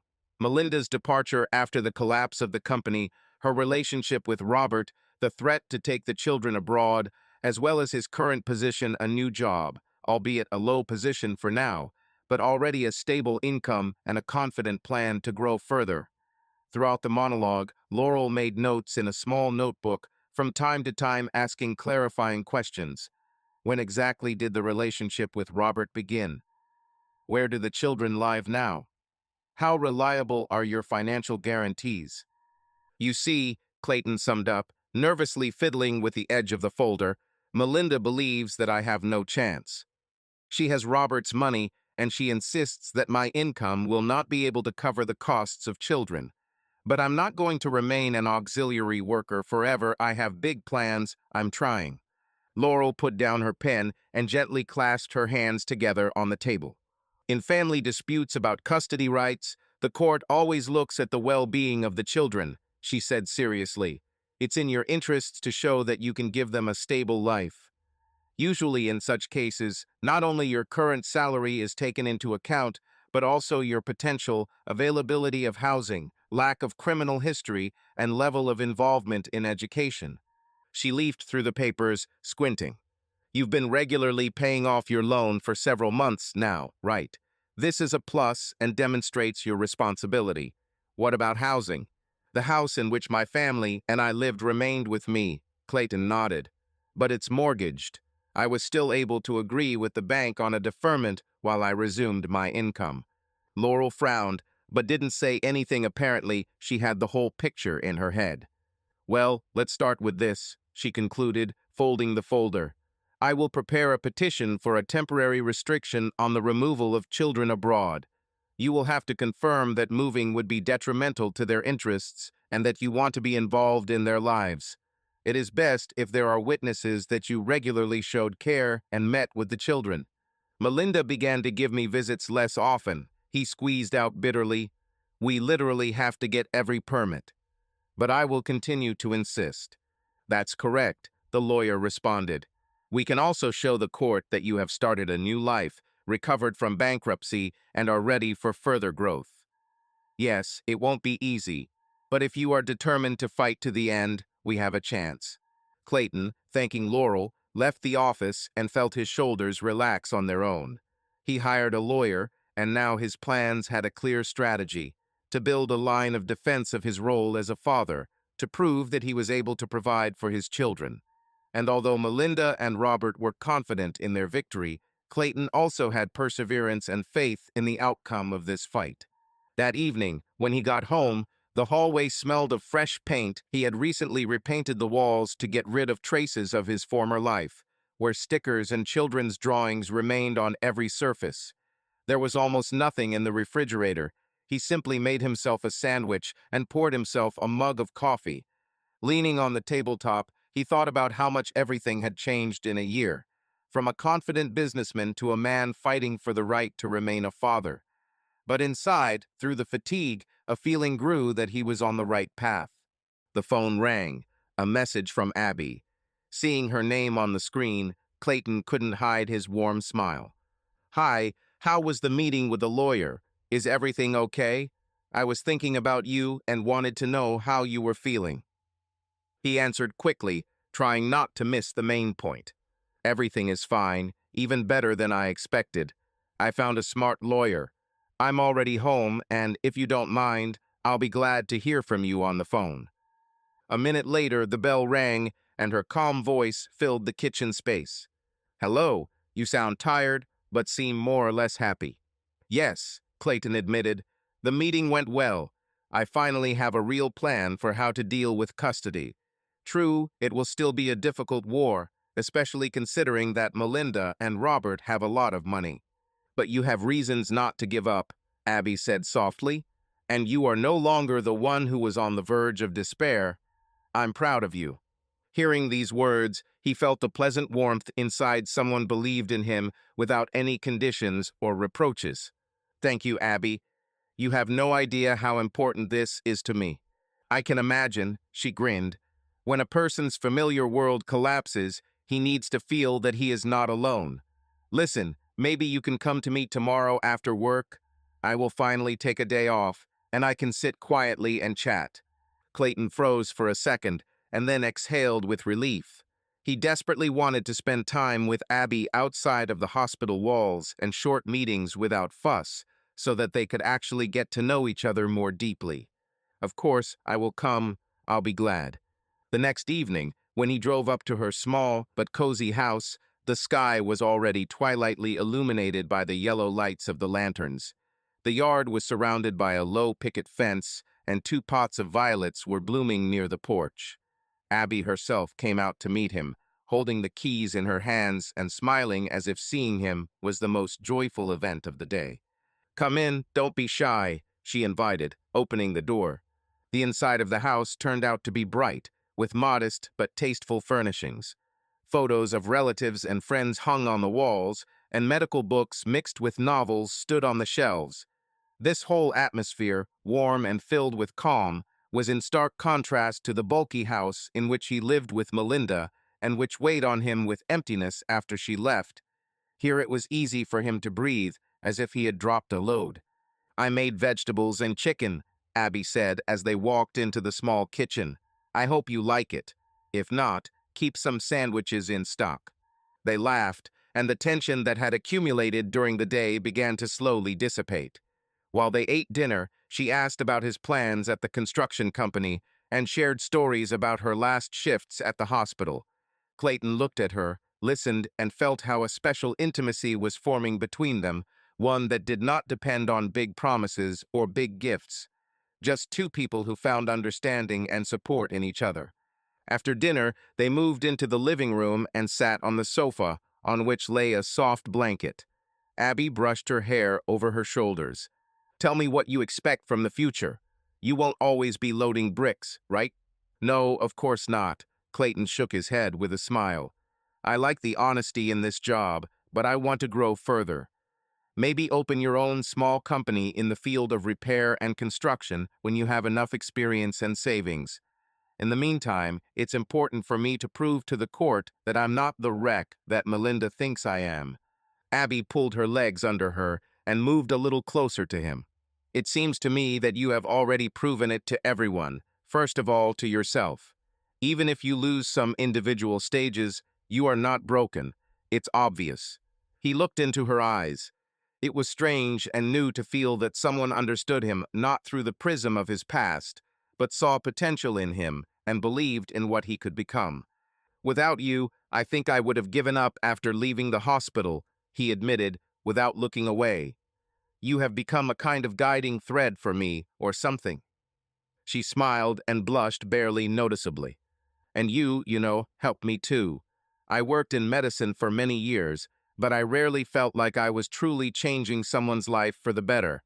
And with you, I see, the man has risen. This is very inspiring. Clayton was silent for a moment, considering whether to speak about what was in his heart. But some part of him understood. He wanted to take a risk warm feelings for this woman had been brewing in him for a long time, and she seems to feel the same. Abby, he began softly, a little worried. I don't know where this story will lead us, but I am grateful to fate that we met, and I hope that no matter what happens in this trial, we will not lose this. He lightly covered her hand with his. Abby intertwined their fingers with a smile. Clayton's soul felt light and calm. Of course we won't lose, she whispered. They sat silently for a few more minutes, listening to the quiet sounds of the night city outside the window. Both of them had the idea in their heads that there was an unknown future ahead, a complex trial, a confrontation with Melinda and Robert, financial risks. But as far as their relationship was concerned, there was no fear, only pleasant excitement. The trial dragged on for an excruciatingly long time, as if stretching Clayton's nerves into thin threads.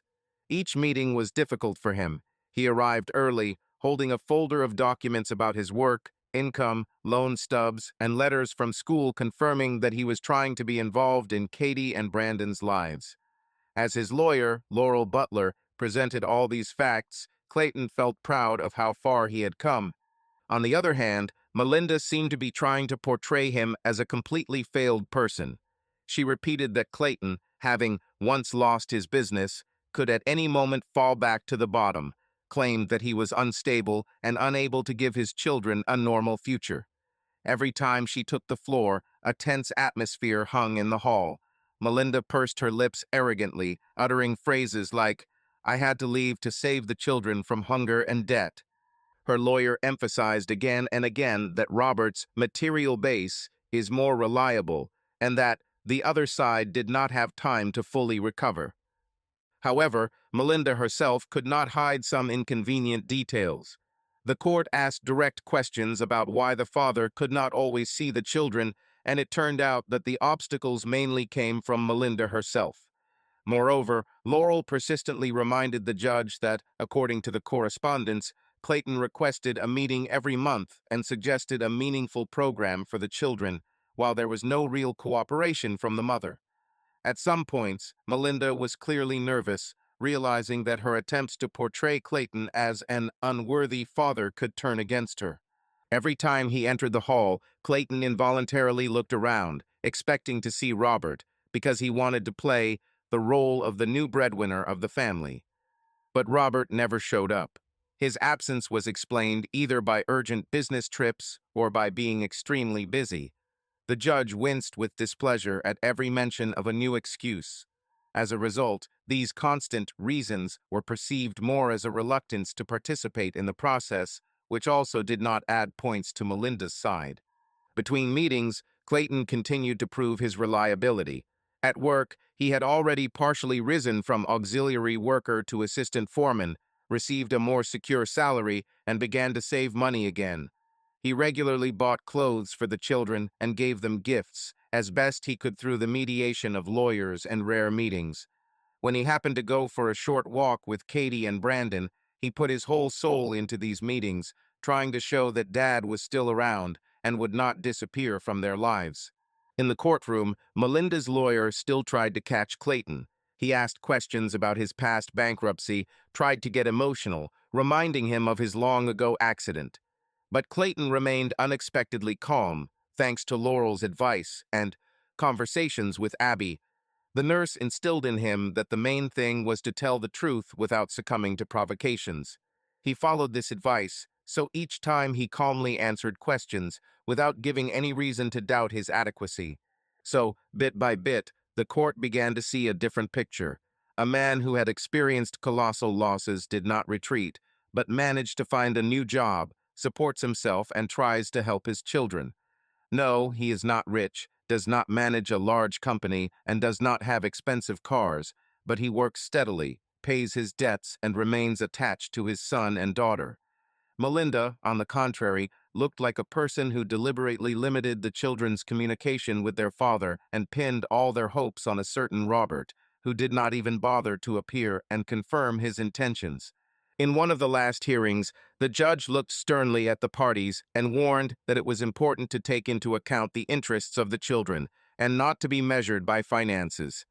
After this, Melinda's lawyer noticeably lost her fighting spirit, and Melinda herself sat looking at the table and casting angry glances at Clayton. He knew that he and Robert were still planning to move, but without court permission, it would not be so easy. At the end of this long confrontation, the judge announced that a decision would be made at the next meeting. Everyone stood up and began to leave, and Clayton felt as if a stone had been lifted from his shoulders. He noticed how Melinda hurriedly left the hall without saying a word to him. He walked up to Laurel, shook her hand, and quietly thanked her. "It seems to me that we have done everything possible to show that I do not abandon my children and am ready to fight for them." "Yes," the lawyer nodded. "Next time we'll see what the court decides. But given your wife's progress and behavior, your chances are good." Leaving the courthouse, Clayton stood up straight for the first time in a long time, looking up at the gray autumn sky. He felt relief in his chest and a quiet pride that he had resisted attempts to portray him as a worthless father. The battle was not over yet, but there was one step left. The final day of the trial arrived, and Clayton's heart was pounding like never before. Several times during the morning, he reread the papers that his lawyer had provided him with and checked his phone so as not to miss any urgent call at the last moment. But everything was quiet. The path to the courthouse seemed endlessly long. The traffic lights were on longer than usual, the cars were moving too slowly, and my own thoughts were spinning in a whirlwind, not allowing me to concentrate on one thing. When Clayton entered the room, there was a tension in the air, familiar from previous hearings. Laurel Butler, his lawyer, sat at the table, calmly leafing through the case file. Seeing Clayton, she nodded and whispered encouragingly, "Hold on. Today, we will finally hear the decision. No matter what happened, you did everything you could." Clayton responded with a grateful look and took a seat next to her. Melinda soon appeared with her lawyer. She looked confused, although she tried to remain calm. Looking around, Clayton caught himself thinking that he was again looking for Robert, but as before, he was not there. He did not appear either in the corridor or in the courtroom. Then the judge entered. Everyone stood up, waiting for the secretary to announce the start of the meeting. Time seemed to drag on twice as slow, and every breath sounds too loud. The judge flipped through several pages of the case, took off his glasses, and carefully looked around those present. So, he began in a hoarse, serious voice. "The time has come to make a decision on establishing guardianship over minors Katie and Brandon McCabe. The court considered all the materials presented and took into account the arguments of both parties." Clayton felt his palms begin to sweat. He glanced at Melinda. She was sitting with her arms crossed, looking at the table. She didn't even look at her husband's lawyer. A little behind, at the exit, Melinda's mother was noticeably shifting stern, clutching the handle of her purse so that her knuckles turned white. During the review, the judge continued, "It was established that the defendant, Mr. Clayton McCabe, was able to restore financial stability had regular contact with children, and had the necessary living conditions for minors. However, given that the plaintiff, Mrs. Melinda McCabe, initially advocated for the children to remain with her and move, the court considers it important to provide the children with a standard of living to which they are accustomed. Therefore, at this stage, he paused, and the audience held its breath. Clayton felt his insides collapse. Will he still have to watch the children being taken abroad? The court comes to the conclusion that in order to protect the interests of Katie and Brandon McCabe, first of all, stable financial support and preservation of their familiar environment are necessary. Taking all the circumstances into account, the court finds that the primary guardian is the mother, Mrs. Melinda McCabe. A flash flashed before Clayton's eyes.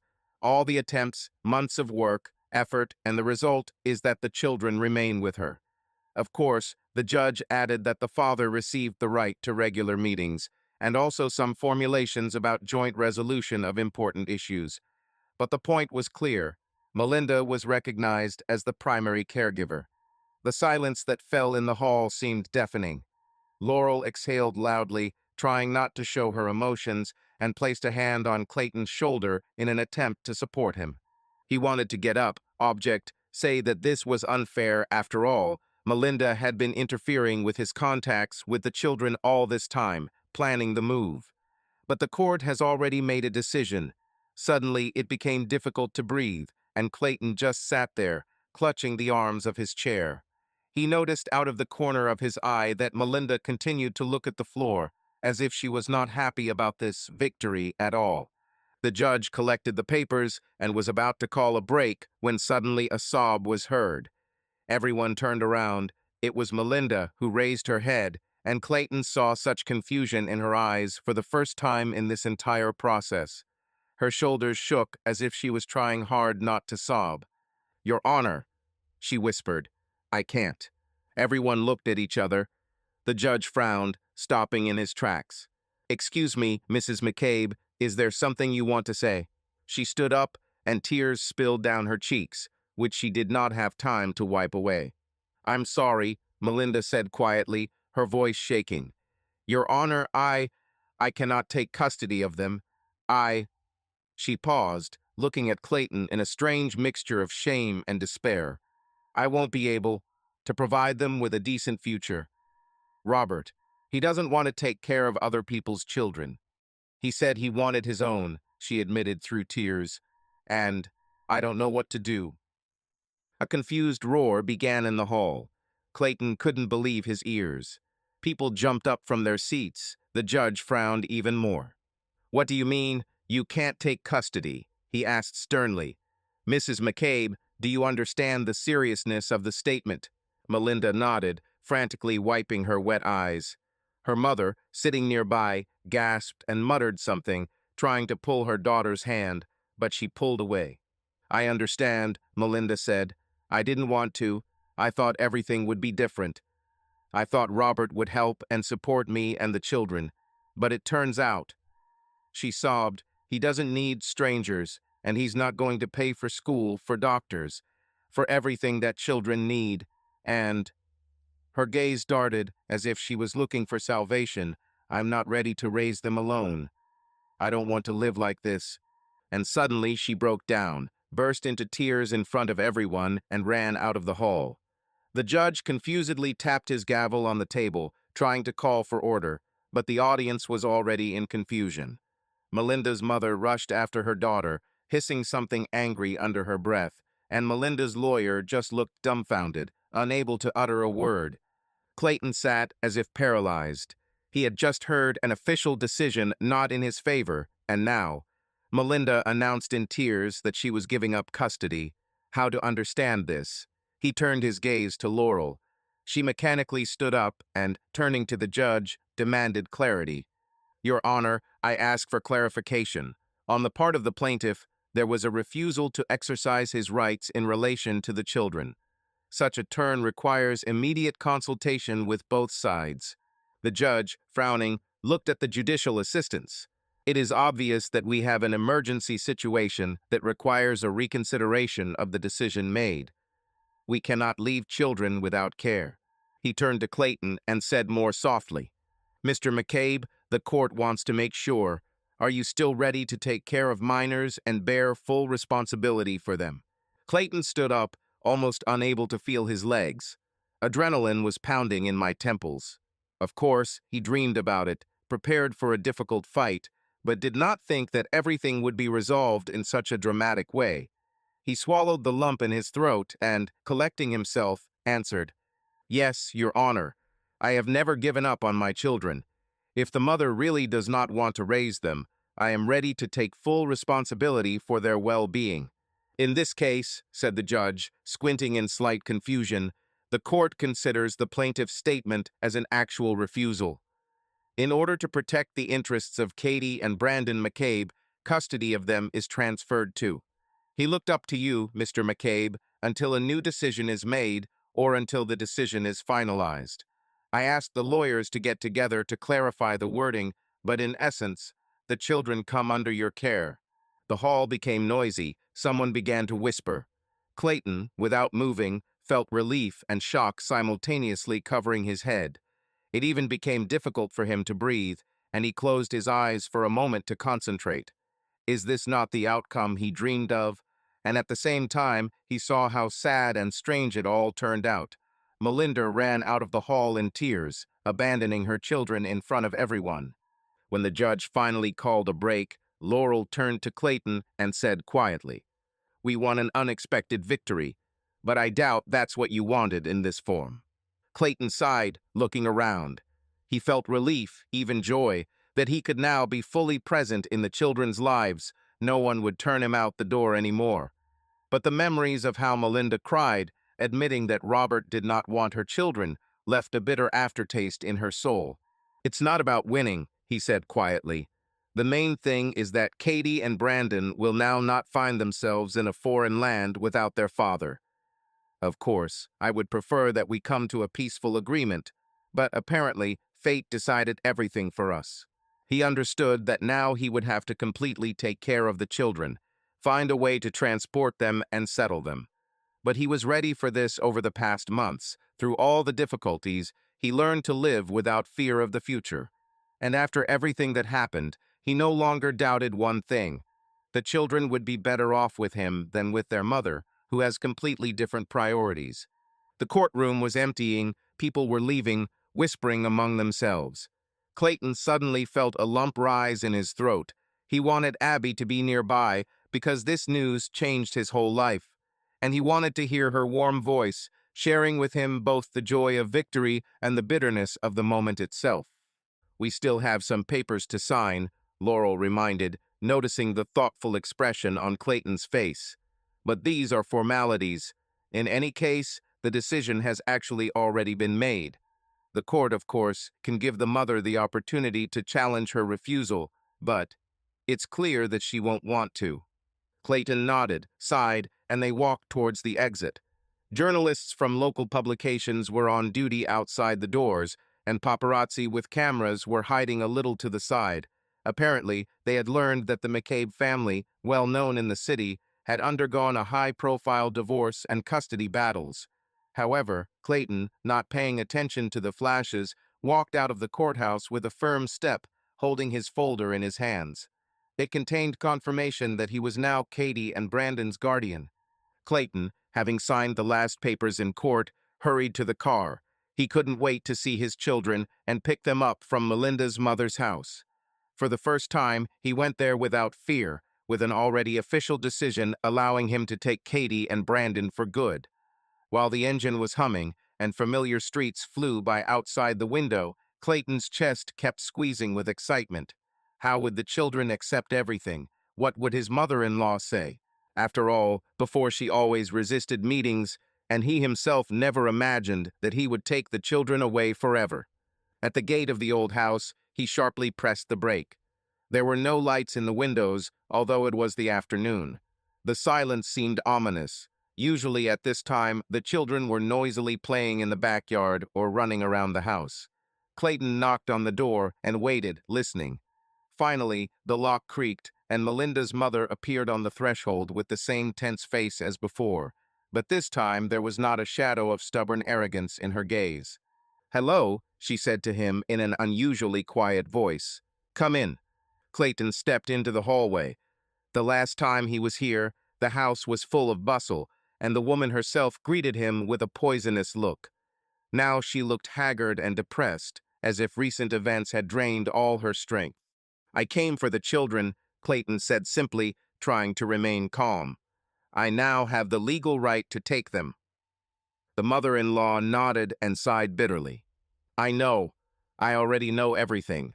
The children are upstairs, packing their things. I told them that you would arrive soon." He expected questions, quarrels, some attempts to interfere, but she only turned away, leaning on the wall. She stood silently for a few seconds, then squeezed out.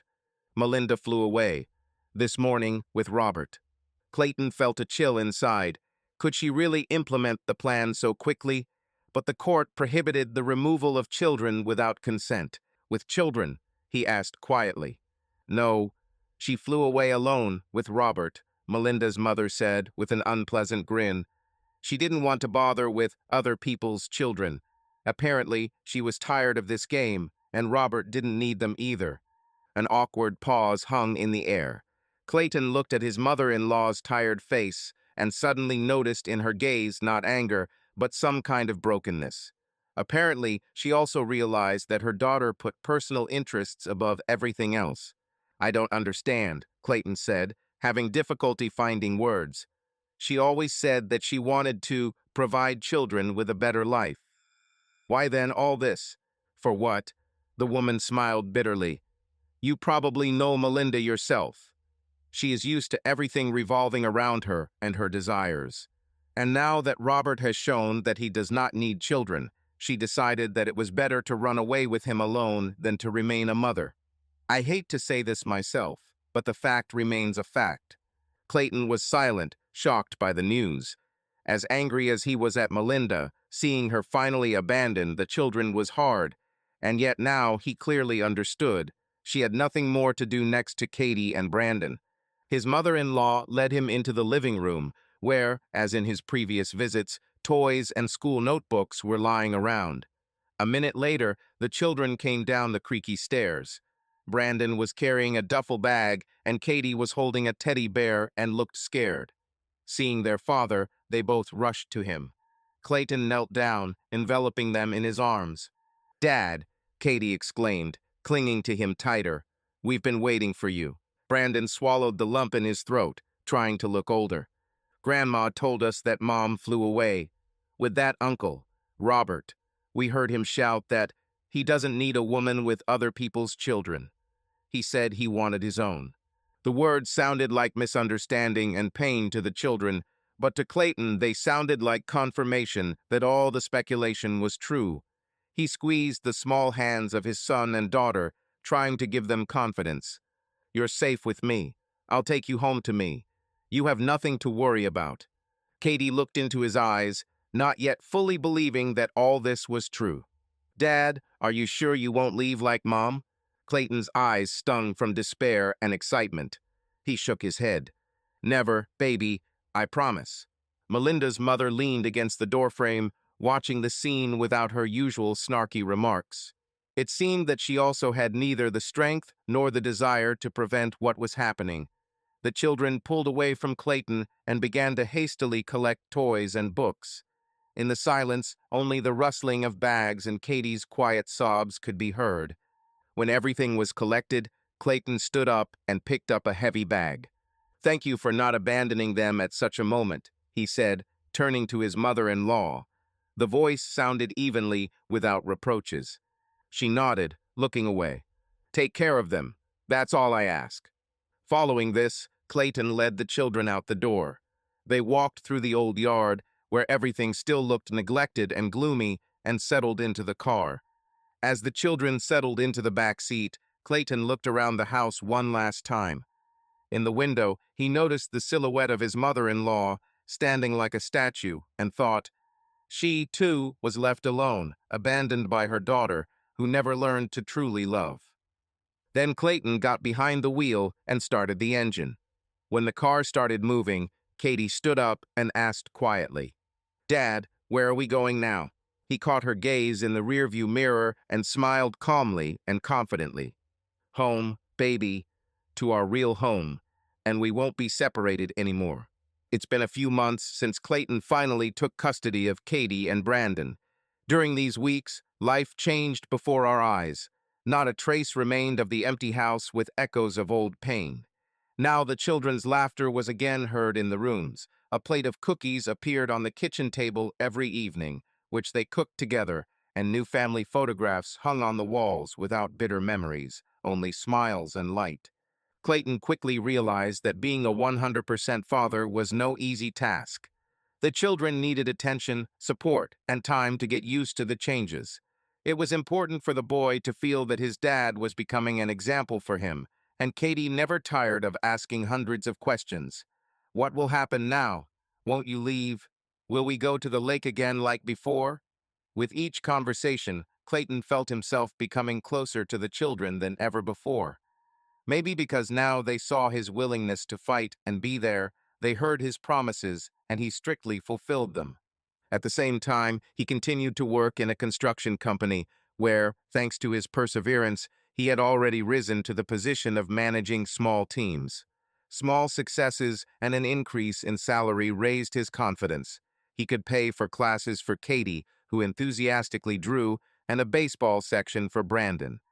Every evening, driving with the children past the entertainment complex or sports fields, they made plans for the weekend. Clayton was sometimes surprised at how his priorities had changed. A year ago, he dreamed of big contracts and profits, but now every smile from Katie or successful throw of the ball from Brandon seemed much more valuable to him. Abby was by his side in this new phase of his life. At first, she came to them simply to help. She was both a friend and an advisor on children's issues, and a kind adult whom Katie and Brandon quickly fell in love with. The boy especially appreciated her willingness to listen to endless stories about sports training, and Katie sometimes asked Abby to show her something medical to take care of broken dolls or imaginary patients in her childhood games. Over time, just help grew into something more. Abby stayed for family dinners more and more often, and sometimes they all went to the park together. Gradually, she became another warm and dear person in this small family circle. One warm spring evening, they gathered on the veranda, where Clayton had placed an old wooden table and several chairs. The children frolicked in the yard, trying to launch a toy airplane, and Clayton and Abby sat nearby, listening to their joyful screams. On the table was a plate of pie that Abby had baked with Katie. There was a smell of fresh air and new life in the air, in which there was no place for past dramas. "Do you remember our first meeting?" Abby asked quietly, touching his hand. "How can I not remember? I was lying in a hospital bed, not believing that I could get out of all the hell I found myself in," he answered, smiling at the corners of his lips. "Then everything seemed hopeless, but you were the first person who made me believe in the best." Abby squeezed his hand, and her eyes sparkled with warm tenderness. "I'm proud of how you overcame it all. And the children, they are so wonderful. You can be proud of them too." Clayton looked towards Katie and Brandon. The daughter was jumping up and down, trying to catch the plane that her son had launched too high, and she laughed loudly. He remembered how lost he felt just a year ago, when he was completely alone and could not even imagine that he would be able to return them. But now he was faced with living proof that perseverance and love can turn the most difficult situation around. Abby, meanwhile, quietly leaned back in her chair, watching the kids in the yard. Clayton slowly turned to her and ran his hand over her shoulder. He wanted to say that she, too, had become family to him, that thanks to her, the house was again filled with the warmth that was so lacking. But instead of long speeches, he simply bowed down and kissed her tenderly as a sign of gratitude, trust, and those new feelings that had long connected their hearts. "Dad, Abby, look!" Brandon shouted when the plane flew into the bushes. "Can you help me find it?" Abby stood up with a smile. "Of course, now we'll save the pilot." And now the four of them were running around the area, looking for this toy among the branches and leaves, laughing every now and then, bumping into each other. When the plane was found, Katie brought it to Abby, saying, It needs urgent help. Its wing came off. Abby, playing along, did an examination, and Clayton watched from the side, feeling quiet happiness blooming in his chest. As dusk deepened and the smell of freshly cut grass became more distinct, the whole company returned to the veranda. Clayton poured cool juice into mugs and got lemonade for himself and Abby. The children devoured pieces of pie, chatting incessantly. Clayton understood. They would still have ordinary family concerns, quarrels and minor troubles were possible, like any normal family. But he had already passed the main path he got out of the abyss, and was able to create for them a new home and new relationships, much more sincere and strong than the previous ones. "You know I love you," he said quietly, looking at both the children and Abby with a smile. Katie blushed in embarrassment in response. Brandon pretended to be embarrassed, but his smile betrayed his real feelings. Abby lightly touched Clayton's shoulder, saying without words, "We love you too." That evening, after the children had gone to bed and Abby was clearing the table, Clayton lingered on the porch for a moment, looking back at the house, bathed in soft light. Once upon a time, everything here seemed to have died out. No voices, no laughter. Now children's steps could be heard outside the walls, and the woman he loved was busy in the kitchen. He thought about how he seemed to have irretrievably lost his family, and now he has a new life, honest and bright, which he himself built from scattered pieces after the disaster. As he thought about it, he closed his eyes for a second and felt the faint taste of the summer night air on his lips. He felt grateful to fate for not allowing him to give up when everything looked hopeless. Now he has a real family, Katie, Brandon, and Abby, and he has everything to make their future happy. Subscribe to our channel so that your love doesn't cheat on you, and go ahead and listen to the next story, because this story is nothing compared to the next one. If you're under 18, don't even click to the next one.